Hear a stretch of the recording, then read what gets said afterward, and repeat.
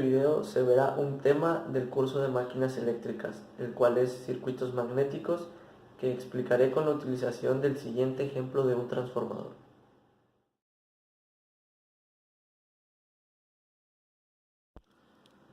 Bueno, en este ejemplo podemos observar una estructura de material ferromagnético con sus respectivas medidas y una profundidad de 20 centímetros. Este material ferromagnético tiene una permeabilidad relativa de 5300. Del lado izquierdo tenemos el bobinado, que cuenta con 1200 espiras y por el cual pasa una corriente de 3 amperes y es alimentado con 127 volts. En este ejemplo tendremos que calcular la reluctancia equivalente de todo el circuito magnético, así como también el flujo magnético y la densidad en el punto 1 y en el punto 2. Observar la representación del circuito magnético del transformador. Primero en esta parte en donde tenemos la fuente de voltaje, así como una reluctancia por cada tramo de este transformador, siendo la reluctancia 1 la de aquí, la reluctancia 2 la parte de acá arriba, la reluctancia 3 el tramo de aquí abajo y así sucesivamente. De este circuito se puede reducir juntando las reluctancias 5, 6 y 7, que serían las de este lado, que se encuentran en serie, formando una reluctancia equivalente 1, que marcamos de este lado como la suma de 5, 6 y 7. A partir de aquí podemos observar que la reluctancia equivalente 1 y la reluctancia equivalente 4 se encuentran en paralelo. Por lo tanto, esto lo reducimos a una reluctancia equivalente número 2, que marcamos de este lado como la reluctancia equivalente 1 y la reluctancia equivalente 4 en paralelo. Y para finalizar, se puede observar que las reluctancias restantes se encuentran en serie. Por lo tanto, podremos representar el circuito magnético de esta manera: la fuente, un flujo magnético y la reluctancia total, que marcamos de este lado como reluctancia 1 más la 2 más la 3 más la reluctancia equivalente 2 que se encuentra aquí.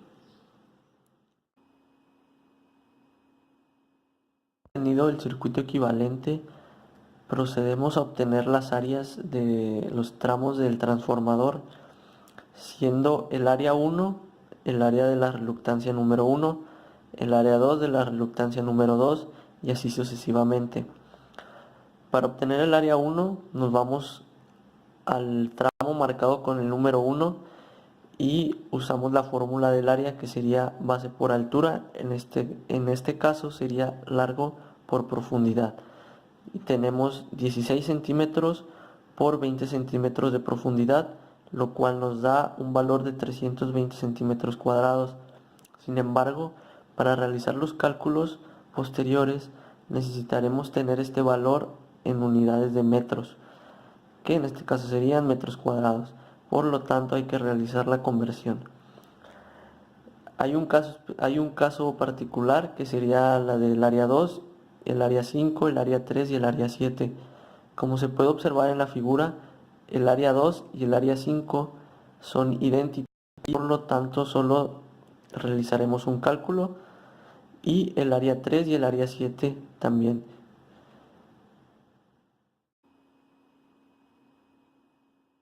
Después de obtener los valores de las áreas, se continúa con las longitudes, que en este caso las longitudes se toman en un punto medio. ¿Cómo es esto? Por ejemplo, si se quiere calcular la longitud 1, en los dos extremos solo se tomaría la mitad de la medición. Por ejemplo, en este extremo de aquí tenemos que una longitud de 12 centímetros, pero como es un punto medio, se tomará solo la mitad, o sea, solo 6 centímetros. La longitud en medio, que serían 40 centímetros, se toma completa, y del otro extremo, de los 8 centímetros, solo tomaríamos la mitad, que serían 4 centímetros, para así obtener una medición de 50 centímetros. Y al igual que en las áreas, tenemos el caso de que tenemos longitudes iguales, pero en el caso de las longitudes sería la longitud 1 es igual a la longitud 4 y a la longitud 6. Luego la longitud 2 sería igual a la longitud 3 y la longitud 5 igual a la longitud 7. Desde las áreas y longitudes podemos calcular las reluctancias.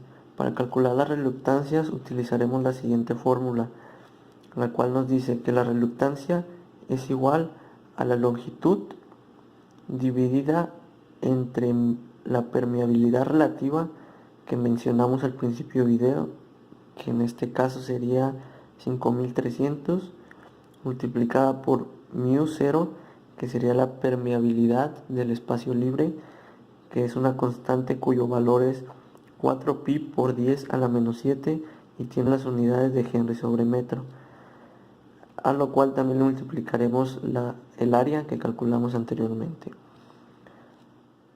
Para la reluctancia número 1 tendremos que utilizar la longitud número 1 calculada anteriormente, que tiene un valor de 0.5 metros ya realizada la conversión, dividida entre μr, que es 5300, por μ0 y multiplicada por el área número 1, que en este caso es 0.032 metros cuadrados. Así obtenemos el valor de 2346.033 amperes por vuelta sobre Weber, que sería la reluctancia número 1. Para las posteriores reluctancias, por ejemplo la número 2, tendríamos que usar la longitud número 2 y el área número 2. Para la reluctancia número 3, la longitud número 3 y el área número 3, y así sucesivamente. Para calcular la reluctancia equivalente total, tendremos que calcular primero la reluctancia equivalente número 1 y la reluctancia equivalente número 2 que pusimos en el circuito magnético.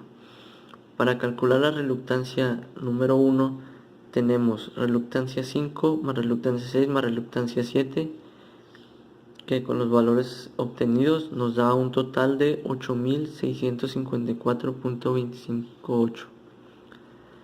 Para la reluctancia equivalente número 2 tenemos una reluctancia 4 con la reluctancia equivalente número 1 en paralelo, que al hacer esta operación nos da el valor de aquí.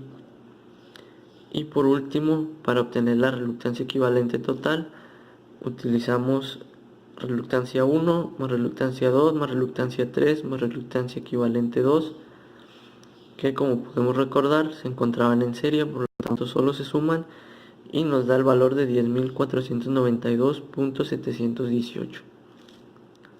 Y esa sería la reluctancia equivalente total. Para entender el flujo y obtener su valor nos apoyaremos de la figura y del circuito equivalente. Aquí podemos ver cómo el flujo va saliendo del positivo de la fuente, que la fuente en este caso sería el bobinado, que es el que genera el campo magnético. Por lo tanto el flujo iría en este sentido. Sin embargo, al llegar a este punto vemos que tiene dos caminos, por lo tanto el flujo se divide. De este lado tendríamos un flujo número 1 y de este lado un flujo número 2, que se puede calcular mediante un divisor de flujo, que sería lo mismo que un divisor de corriente.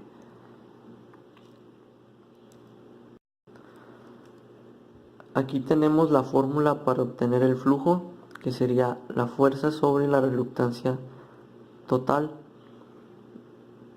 que se puede escribir como el número de vueltas por la corriente entre la reluctancia total. Entonces, para obtener el flujo número 1 y el flujo número 2, primero es necesario obtener el flujo total, que se calcula con la fórmula.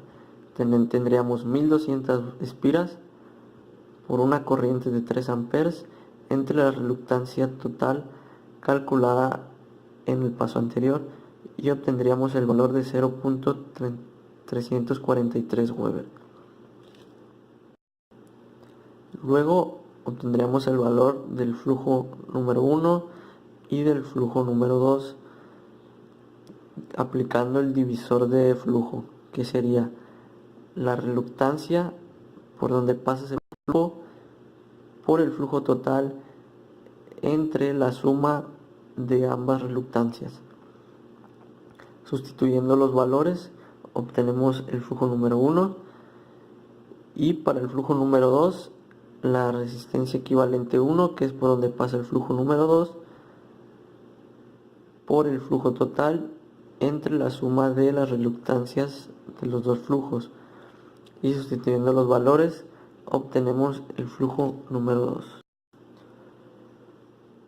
Ahora, para obtener la densidad de flujo, que era otra de las cosas que teníamos que obtener de este circuito magnético, se utiliza la fórmula de la densidad del flujo, el cual nos dice que la densidad del flujo es igual al flujo entre el área por donde está pasando ese flujo, por lo cual tenemos que la densidad número 1 en el punto 1 del dibujo sería igual al flujo número 1 calculado anteriormente entre el área por donde está pasando ese flujo, que en este caso sería el área de la reluctancia 4, es decir, el área 4, y así obtendríamos el valor de 2.896. Y se hace lo mismo para obtener la densidad del flujo número 2. Utilizaríamos el flujo número 2 entre el área de la resistencia equivalente número 1, la cual sería 0.036 metros cuadrados, lo cual nos da un valor de 7.272 Weber sobre metro cuadrado.